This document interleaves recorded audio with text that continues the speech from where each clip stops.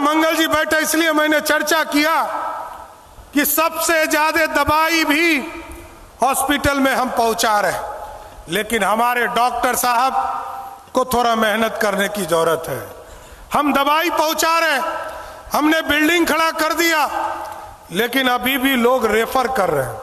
हमने कहा है 15 अगस्त का डेडलाइन दिया है और सभी जिलाधिकारी इसको मॉनिटरिंग कर रहे हैं, मुख्य सचिव इसको मॉनिटरिंग कर रहे हैं।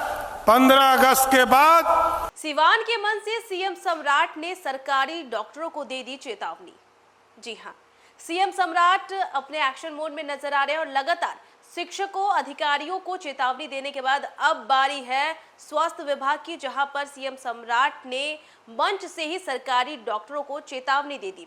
दरअसल आपको बताएं तो सिवान पहुंचे थे मुख्यमंत्री सम्राट चौधरी, जहां के मंच से उन्होंने डॉक्टरों को ये कहा कि रेफर करने का सिस्टम खत्म कर दीजिए। हमने आपको कई बार कहा है, लेकिन इसके बावजूद अभी भी रेफर का सिस्टम जो है वो अभी भी हो रहा है। इस सिस्टम को आप खत्म कीजिए। इसी के साथ साथ सीएम सम्राट चौधरी ने सरकारी डॉक्टरों को चेतावनी देते हुए डेडलाइन तक दे दी और साथ ही ये बात भी कही है कि अब स्वास्थ्य विभाग को दुरुस्त करना सरकार के हाथ में है और देखिए सरकार कैसे इसे दुरुस्त करती है। लगातार देखिए स्वास्थ्य विभाग को दुरुस्त करने के लिए प्रयास किए जा रहे हैं।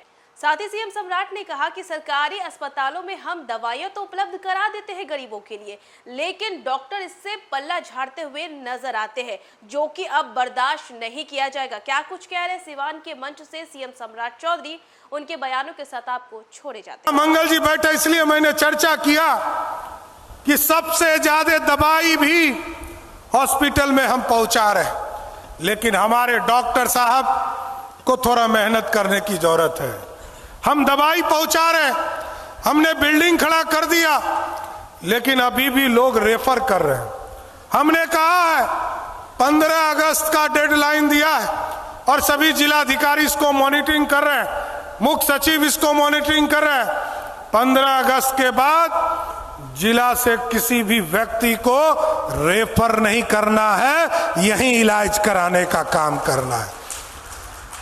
अब कोई गंभीर बीमारी है तो अलग बात, नहीं तो कोई भी बीमारी में आप सीधा रेफर मत करो। अनुमंडल का अस्पताल हो, जिला का अस्पताल हो, इसको 15 अगस्त के पहले ठीक करना है साथ। फिर हम 31 दिसंबर तक जो एडिशनल पीएससी है या पीएससी है, इसको हम ठीक करने का काम करेंगे। लेकिन साथियों, क्योंकि अब उद्योग लगाना है और उद्योग का जाल भी बिछाना है, और उद्योग जब तक नहीं लगेगा